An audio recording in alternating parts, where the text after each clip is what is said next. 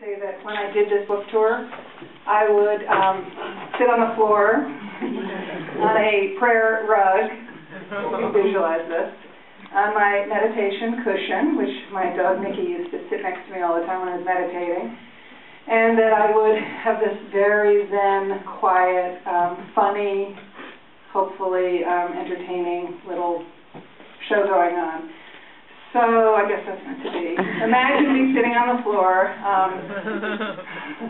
on the prayer rug, all relaxed. But I'm fairly relaxed standing up here. My husband, people say to me they really like my husband in the book, and they love our relationship and our marriage. And they just think, like, you know, he's the greatest guy, and we're so close, and it's so touching, and all of that is very true. But, you know, and they say, he's so supportive. I was up in Buffalo, and somebody said, you know, you were so long-suffering, and your husband was so supportive. I said, yes, he was. And I said, do you ever, you know, have to be supportive of him? And I said, well, occasionally. And I would just like to point out that his advice to me today was to edit a little bit from the last talk show, because I'm not a little too long at the end. So if you have any suggestions today, I would, you know, just call it right out, because we're home among friends at Larchmont. Okay? Good. And my son Jack flew home from Ann Arbor just for this. No, not really, but thank you, Jack, for coming. And Aaron, his best buddy, and Lois. Okay, and all of you, thank you for coming.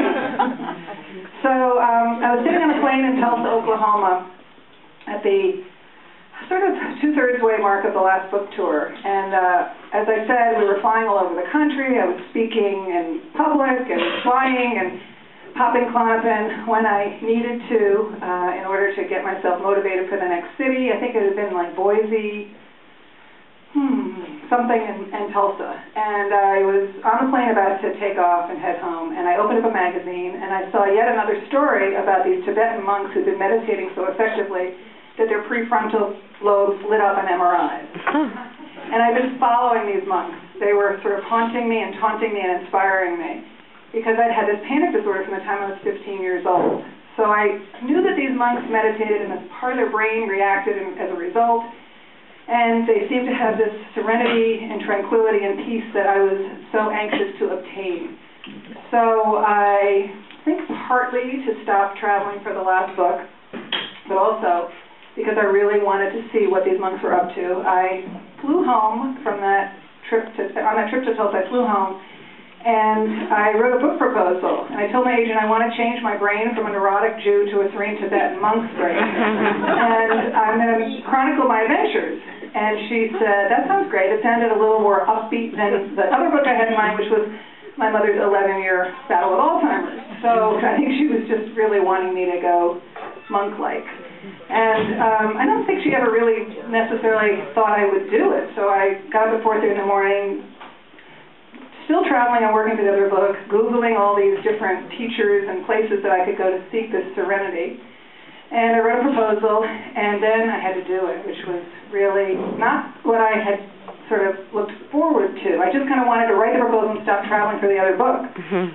But I signed up. I had one particular monk in mind named Yongey Mingyur Rinpoche, who's a Tibetan monk who had had panic attacks as a child. And he is a young Tibetan monk, and his approach to meditation, teaching meditation, is very open-minded and accessible.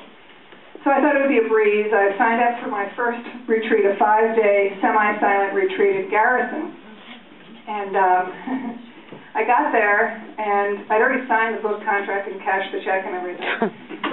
And it wasn't what I thought it was going to be.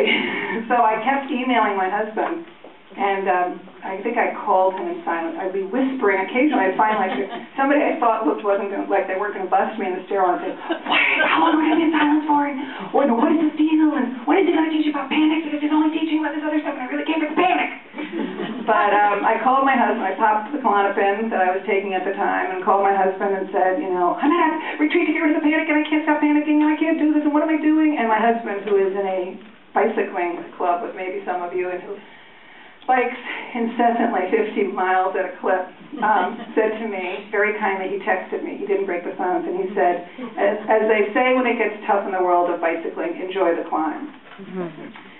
So I managed to, this particular monk taught us how to meditate sitting still, standing up, walking, lying down, meditating to music, he was really very open-minded in his approach.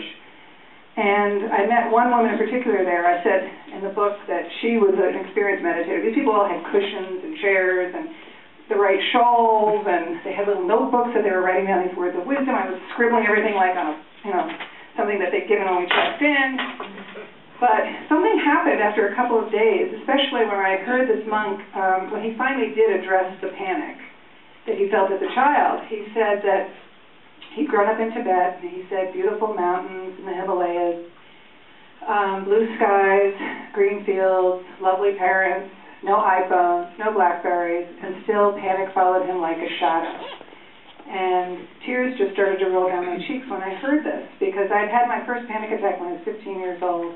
I grew up in Providence, Rhode Island, and I was a waitress for a brief period of time at the Brown University refectory, and I was dishing out peas to young men who I was hoping would notice me, but then all of a sudden I was terrified might notice me because I began to hyperventilate, and I'd never done this before. And I was breathing so rapidly, my heart was racing, my head was pounding, my hands were tingling, my throat closed up, I couldn't breathe. And I managed to, my friend Barbara, who's sitting in the front row, who I've known for 45 years, managed to somehow get me downstairs. I called my parents, somebody picked me up and drove me home. And I curled up in my parents' bed, and a doctor who paid house calls came over, and he took my vital signs, and he said, "You're just a little bit nervous." And so that was my diagnosis. Nobody used the word panic attack back then. Nobody knew what a panic attack was. There was no Oprah. There was just nobody out there spilling their guts on national television. So I was a little bit lost and at sea, and I found out that if I drank a quick hit of vodka, it's already out in the open now, my children know all about this, but it wasn't to get drunk, but I carried this flask of vodka around with me as a teenager, because what it did was it warmed, there was something about the fiery liquid, and when it went down my throat, it warmed my lungs, and it calmed them down and soothed them, and sort of, in my mind, stopped them from convulsing, and there was just no way that I thought I could do this on my own. My parents they had their own struggles with just kind of keeping afloat. My father and mother had a complicated marriage. They did the best they could, but it was kind of every man for himself in the household, and I just didn't know what to do. I got to college. My friend Carolyn, who's here when we were in a writing group together, she said, if you ever write your autobiography, you should call it half a Valium. Because I started every day at college with half a Valium. I broke it in half, and I walked down the main campus because there was too much coming at me. And I realized in the course of this book it's kind of a psychological mystery as well as an investigation of all these different techniques and teachers and healers and treatments. But I think what it was that I was really just very conflicted about separating, growing up, moving away, establishing my own self.